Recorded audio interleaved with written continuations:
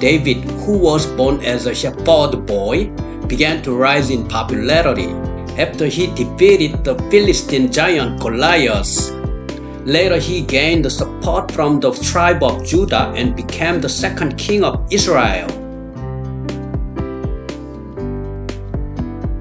After becoming king of Israel, David conquered Jerusalem, the territory of the Jebusites, and built the city of David, moved the ark, and made Jerusalem the capital. David formed a great empire with strong military power and seemed to continue to rule peacefully. But at the peak of popularity, the monarch could not resist the temptation of power, and he committed bad sins against his subordinate general and his family. At the time, the king of the surrounding Ammonites changed. Israel sent an envoy to pay tribute to the former king, but the Ammons did not consider the messenger to be genuine but a spy. There was an incident where the Ammons captured the Israeli monarchs and repaid their insults by cutting off their beards and the seams of their clothes. So David ordered Joab, his nephew, a commander of the army, to wage a war against the Ammon. Joab was a primary contributor to David's expansion of Israel's control and was truly the number 2 man of Israel in recognition of his contribution in the conquest of Jerusalem. David was taking a nap in the palace at the time when the battle large enough for Joab's army to be dispatched was taking place. After waking up with a refreshed sight, he took a walk and found a woman bathing in the palace.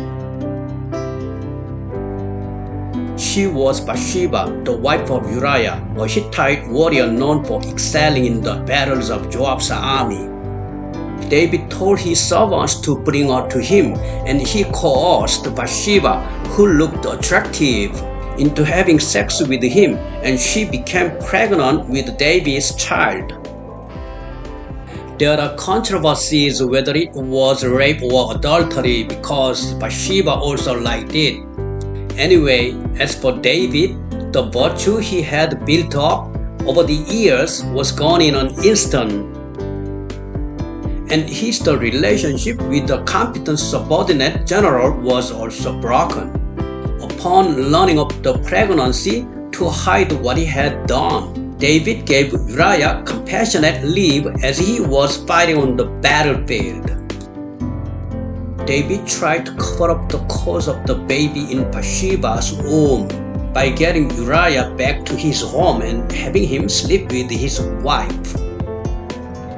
However, Uriah, who had a strong sense of loyalty to his country, refused the compassionate leave, saying that he could not spend time comfortably with his wife at home when his comrades were dying in front of his eyes. David urged him to return home several times, but Uriah did not leave his army, so David was concerned for a long time.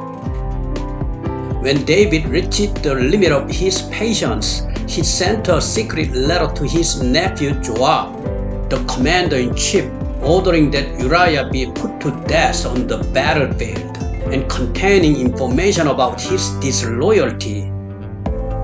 So Joab carried out the secret letter's orders. Joab decided to deploy Uriah's troops by selecting the most difficult and fierce battle areas of Ammon. In the end, Uriah was killed while carrying out the operation with his troops, which Joab reported to David. David pretended not to know anything and rebuked him for trying to attack the fortress, but he encouraged Joab by saying that he could do it well next time, as it could happen during a war. David, who had killed a loyal subordinate with the help of the enemy's hand, invited Bathsheba to the palace as soon as Uriah's funeral was over and took her as his wife.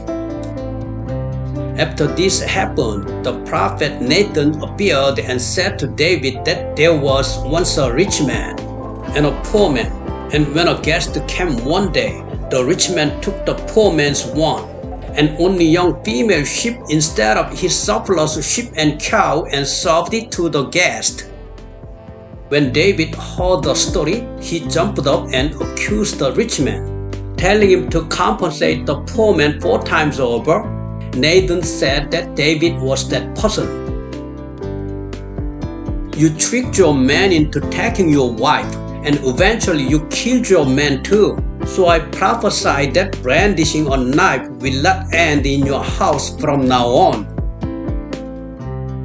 David killed Uriah, a subordinate, and eventually obtained Bathsheba and accomplished what he wanted. The baby from his relationship with Bathsheba died immediately after birth. David converted Bathsheba, and the two had another child, Solomon. He had outstanding versatile talents from an early age. But apart from the birth of brilliant Solomon, Israel was thrown into chaos. David's eldest son Amnon and his half-brother David's third son Absalom, who was born while David was in Hebron, did not have a good relationship of succession to the throne. David's second son Joab died at an early age, so the eldest and third were the priority in the line of succession. Absalom had a younger sister Tamar, and Amnon had a crush on Tamar, and consulted with his cousin Jonadab to seduce Tamar. Amnon succeeded in enticing her to his bedroom by baking on illness and asking his younger sister for food. She made food for her sick half-brother, but then Amnon raped Tamar. At that time in Israel, a man could save his honor when he raped a woman by making her his wife. But Amnon didn't do that and had his servants drag Tamar out of the house and kick her out. Tamar's older brother Absalom was shocked to see his sister crying uncontrollably, and after learning the whole story, he was furious, but first he calmed Tamar down. Absalom did not directly visit Amnon or express his anger over the situation, but he closely monitored the situation and how his father David, the king, would handle this case. Another analysis of this incident suggests that Absalom, as a candidate for the throne, was looking for a chance to defeat Amnon and become the next king himself. Therefore, there are theories that Absalom saw the timing and aimed to use the incident as a scandal to damage Amnon's honor. When his father, King David, learned of the incident between Amnon and Tamar, he was shocked and furious, but imposed no punishment for this.